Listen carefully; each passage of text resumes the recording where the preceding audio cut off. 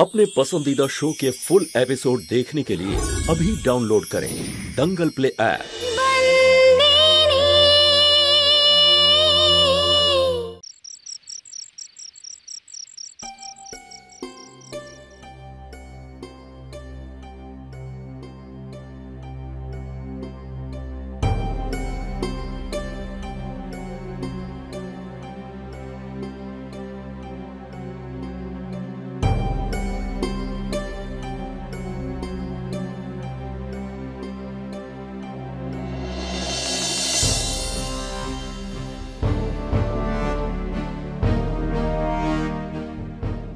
কি হলো? ধর্মরাজ হ্যাঁ বললো? এখনো বাবা কিছু বলেনি দিদা, কিন্তু আজ যে কথা আমি বাবাকে বলেছি তাতে ওনাকে হ্যাঁ বলতেই হবে। এমন কি বললি হিতেন্দা? দেখ কাদ্দু, আমি এটা ভালো করে জানতাম যে বাবা আমাকে কেন ডেকেছে। আমার আর তোরালের বিয়ের ব্যাপারে কথা বলার জন্য। আর যখন বাবা এই কথাটা বলল তখন আমি ওনাকে একটা শর্ত দিলাম। আমি তোরালকে তখনই বিয়ে করব যদি উনি শান্তকে আপন করে নেন, ওকে যেন স্ত্রীর মর্যাদা দেন। শোন হিতেন, ধর্মরাজ যদি হ্যাঁ বলে তাহলে সেটা শর্তের ওপর হবে, সেটা মন থেকে নয়। কিন্তু দিদা, বাবা যে কারণেই হ্যাঁ বলুক না কেন, আমরা চাই উনি যেন শান্তকে আপন করে নেন। দেখবে এরপর সব ঠিক হয়ে যাবে দিদা। না না বাবা, এটা ঠিক নয়। যতদিন না ধর্মরাজ সন্তুর প্রয়োজনীয়তা বুঝবে ততক্ষণ সন্তুর থাকা উচিত নয়। না রে বাবা, এটা ঠিক না। কিন্তু দিদা, বাবা যেরকম ব্যবহার করছে আমার মনে হয় না বাবা মানবে। কিন্তু আমার মনে হয় হয়তো ধর্মরাজ চায়, ও নিজে চায় সন্তু ঘরে থেকে যায়। যদি তাই হয় তাহলে দুটো লাভ হবে, এক তো সন্তু ঘরে থেকে গেল, আর দ্বিতীয় কি দিদা? আর তরুলও বউ হয়ে আসবে।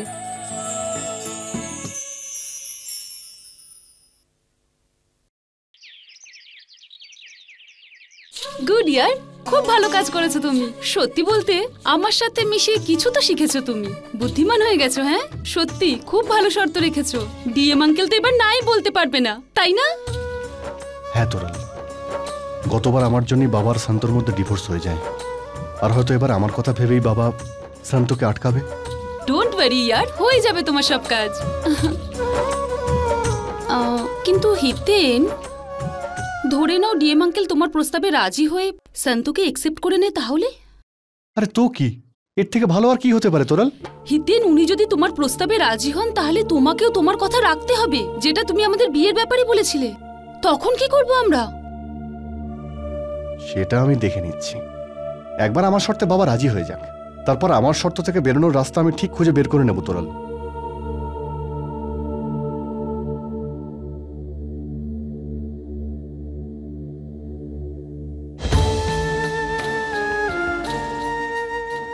ও আমায় বলছে যে আমি যদি ওই মেয়েটাকে আমার স্ত্রীর মর্যাদা দিই তাহলে তোরলকে বিয়ে করবে।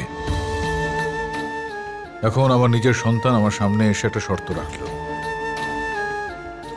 কোনো সন্তান তার বাবার সঙ্গে এটা করতে পারে বলে আমার জানা নেই। অসভ্য ছেলে, বলছে আমার মতোই না কেউ জেদি,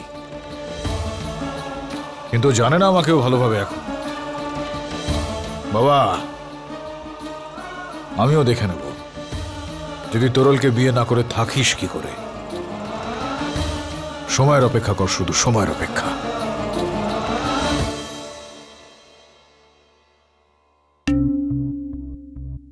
এখন আর কিসের সম্পর্ক? সন্তুরির সাথে তোর বিবাহ বিচ্ছেদ হয়ে যাওয়ার পর তো আর কোনো সম্পর্ক নেই। আমি আর একটা ব্যাপার আমাকে খুব ভাবাচ্ছে। আমি আজকে ওখানে জানতে পারলাম যে মালিক আর সন্তুর বিবাহ বিচ্ছেদ হচ্ছে।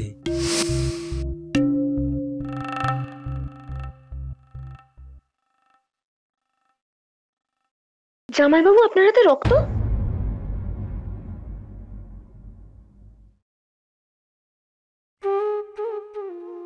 আসলে সবজি কাটতে গিয়ে হাতটা কেটে গেছে, কোনো ব্যাপার নয়।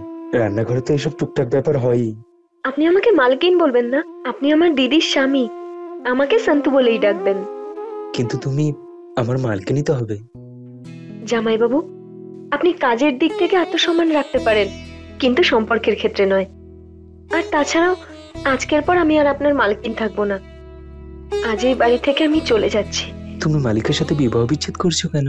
এই একই কথা আমি খেমিকেও জিজ্ঞাসা করেছিলাম, কিন্তু ও উত্তর দেয়নি। আর একই প্রশ্ন আমি তোমাকেও জিজ্ঞাসা করতে চাই, তুমি মালিকের কাছ থেকে বিবাহ বিচ্ছেদ করছো কেন? জামাইবাবু, কিছু ঘটনার কারণ যদি না জানেন সেটাই মঙ্গল। তার মানে? মানে যে কথাটা জেনে আপনি এতটা কষ্ট পেয়েছেন, যদি আপনি তার কারণ জানতে পারেন আপনি আরো দুঃখ পাবেন। আর এখন এই বিষয়টা নিয়ে কিছু করাও যাবে না, তাই কারণ জেনে আর কি লাভ। যাই হোক, আমি আপনাকে এটা বলতে এসেছিলাম যে আজকের রান্না আমি করব। না না, তুমি ছাড়ো না, আমি বানিয়ে দেবো। আজ এই বাড়িতে আমার শেষ দিন, তাই আমি সবার জন্য নিজের হাতে রান্না করতে চাই। এই আনন্দটা আমার থেকে কেড়ে নেবেন না।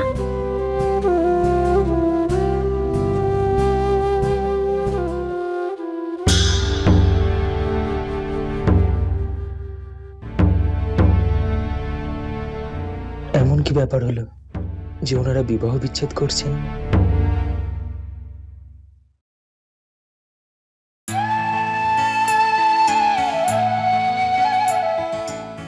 এই নাও মা। হ্যাঁ মা। মা, আজকে না আমি শাক রান্না করব, তুমি খাবে তো? তুই যা বানাবি আমি তাই খাবো মা। তুই বানাবি আমি খাবো না? এটা তুমি কি করছো মা? ওরে মা, এটা সুভদ্রার খুব পুরনো শাড়ি রে, জরির। কুতিগুলো সব খুলে যাচ্ছে। ধর্মরাজ খুব যত্ন করে রেখেছে, অনেক দিনের পুরনো না, তাই ঠিক করছি। তোর হাতে কি? আমি তোমার জন্য তেঁতুলের আচার আর বড়া নিয়ে এসেছিলাম, তুমি ভালোবাসো তো সেই জন্য। এই নাও।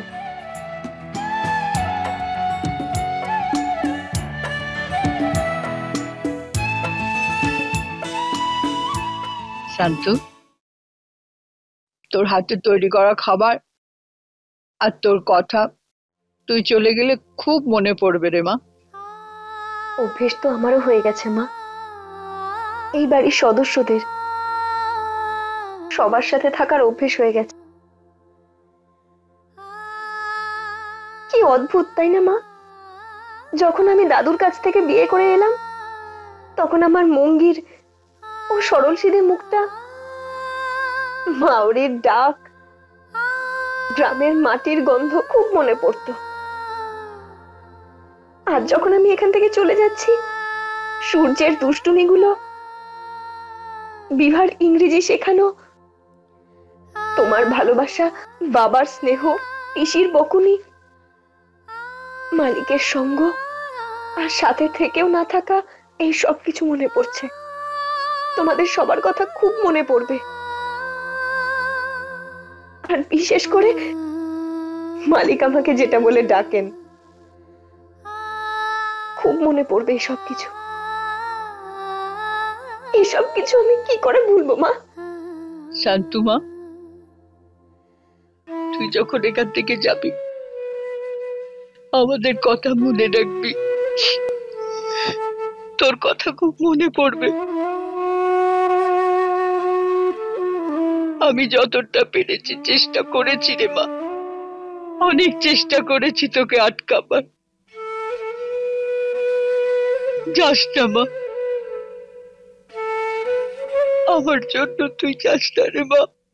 এ বাড়ি থেকে যাওয়াটা আমার পক্ষে খুব কঠিন, আর তোমার চোখে জল দেখে এখান থেকে যাওয়াটা আমার পক্ষে আরো কঠিন হয়ে যাবে মা। কি করব?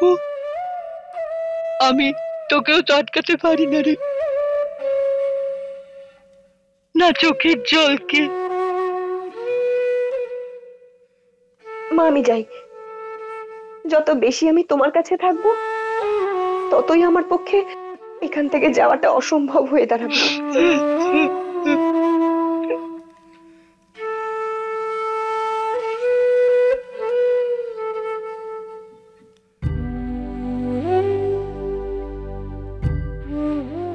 হে ভগবান, আমার হিতেন ধর্মরাজের সামনে যা শর্ত রেখেছে সব পূর্ণ করে দাও। আমি শুধু এইটাই চাই, আর কিছু না, আর কিছুই নয়।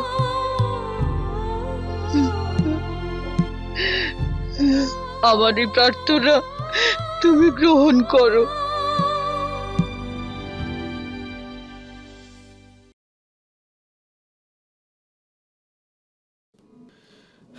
হিতেনদা, আমাকে কারখানায় যেতে হবে আর আমার গাড়িটা সার্ভিসিংয়ে গেছে। তোমার কোনো কাজ না থাকলে তোমার গাড়িটা নিয়ে যাব? নিয়ে যা, এমনিতে আজকে আমি বাড়িতেই থাকবো। বাবা আজকে একটা বড় সিদ্ধান্ত নেবে। কিরকম সিদ্ধান্ত? সন্তোর বিষয়ে। আমরা সবাই আজকে দেখতে চাই বাবা ওকে আটকায় কিনা। হিতেনদা, বাবা যখন সিদ্ধান্ত নিয়েছেন, বাবা যখন ওকে ডিভোর্স দিয়েই দিয়েছেন, তারপরেও তুমি... আমি এটাই বুঝতে পারছি না যে এই বাড়ির লোকেদের কি হয়েছে। ওই সন্তুর মধ্যে এমন কি রেখে নিয়েছে যে সবাই ওকে আটকাতে চাইছে?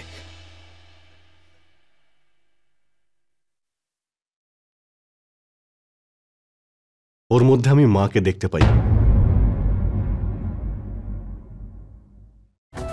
দিদা ওর মধ্যে মেয়েকে দেখতে পান। দেখ মৌলিক, আমি ভালো মতোই জানি যে তুই আজও ওকে পছন্দ করিস না, কিন্তু এটা কখনো ভুলে যাস না, এই যে তুই নেশার চক্কর থেকে বাইরে বেরিয়েছিস, এটা শুধুমাত্র সন্তোরই জন্যে। না হলে কবে তুই নেশায় ডুবে তোর জীবন শেষ করে দিতিস মৌলিক। যখন প্রথমবার আমি শান্তকে এই বাড়িতে দেখেছিলাম, তখন আমারও মনে হয়েছিল এই বাড়িতে আমার মায়ের জায়গা নিতে এসেছে। এখন যতটা রাগ আমি তোর চোখে দেখতে পাচ্ছি, তার থেকে বেশি ঘৃণা ওর প্রতি আমার মনে ছিল। কিন্তু এটা ভেবে দেখ মৌলিক, যতটা ঘৃণা আমরা ওকে করেছি, তার বদলে ও কি করেছে? আমাদের 5 জনকেও নিজের সন্তান মনে করেছে, একজন মায়ের সমস্ত কর্তব্যও পালন করেছে। আমি ওকে মায়ের সম্মান দিতে পারবো না হিতেনদা। ওই মেয়েটাকে আমি নিজের মা বলে কোনোদিন মানব না, কারণ আমি জানি যে আমার মা তো বেঁচে আছেন।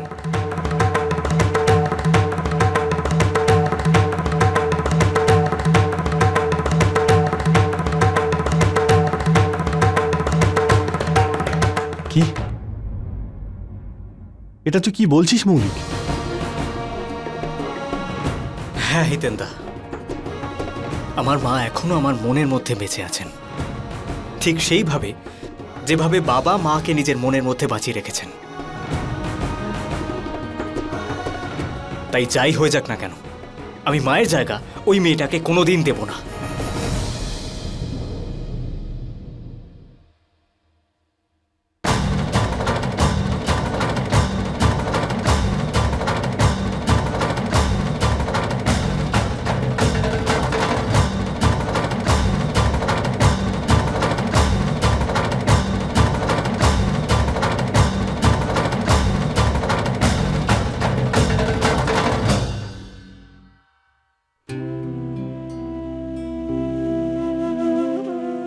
হিতেন দাদা, আপনার জন্য এই চিঠিটা এসেছে, দেখুন তো। থ্যাঙ্কস। এই মৌলিক যা কিছু বলল তার জন্য ক্ষমা চাইছি। না না হিতেন দাদা, আপনি কেন ক্ষমা চাইছেন? মালিক যদি স্মৃতিতে মালকিনকে বাঁচিয়ে রাখতে পারেন, তাহলে মৌলিক দাদা কেন নয়? হিতেন দাদা, আপনি আগে আমাকে আপনার মায়ের জায়গা দেননি, কিন্তু আজ আপনি আমাকে আপনার মায়ের রূপে গ্রহণ করেছেন।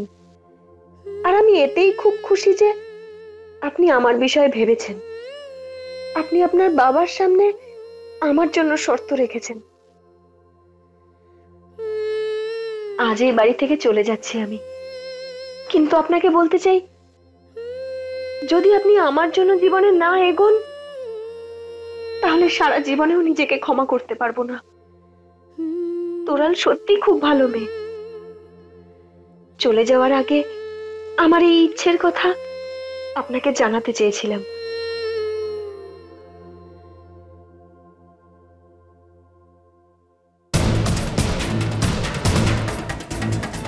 এটা তো সময়ই বলবে শান্ত, যে আমার আর তোরালের সম্পর্কের ভবিষ্যৎ কি হবে। কিন্তু আজ আমি দেখতে চাই ধর্মরাজ মাইয়া বংশী কোন সম্পর্ক পালন করেন, একজন স্বামীর, এক বাবার, নাকি একজন মালিকের।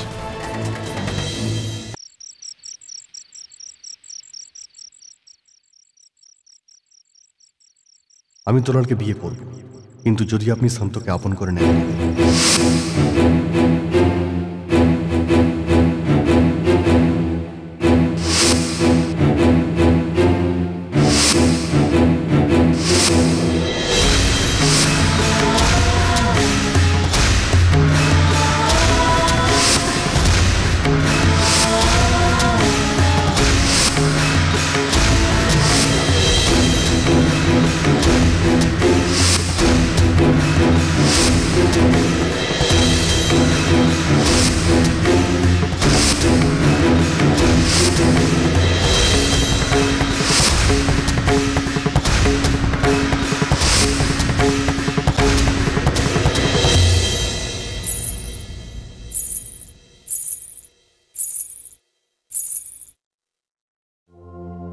वक्त ये कैसे करवट बदला,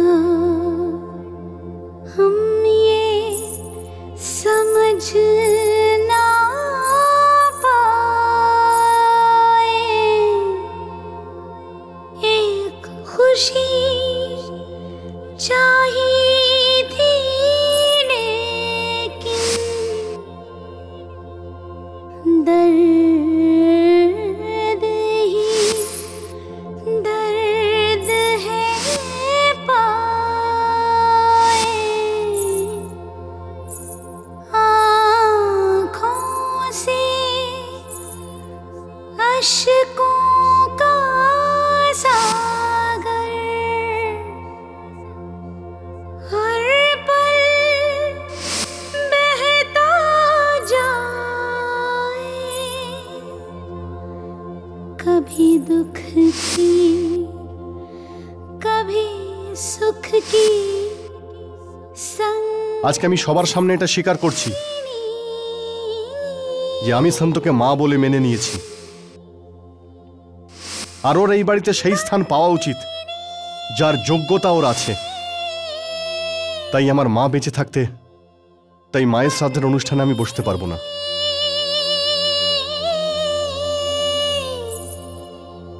बंदीनी बंदीनी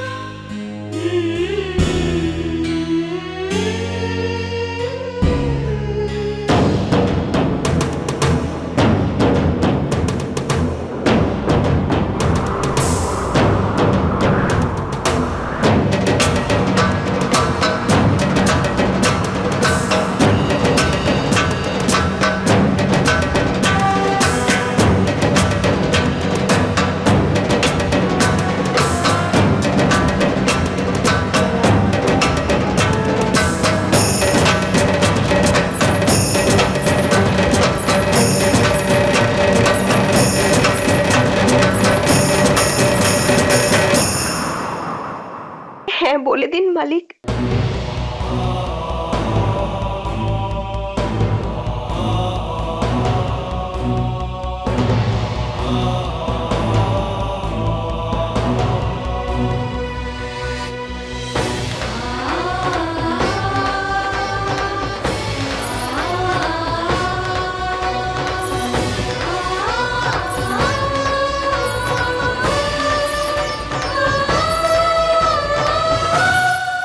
না কদ্দু,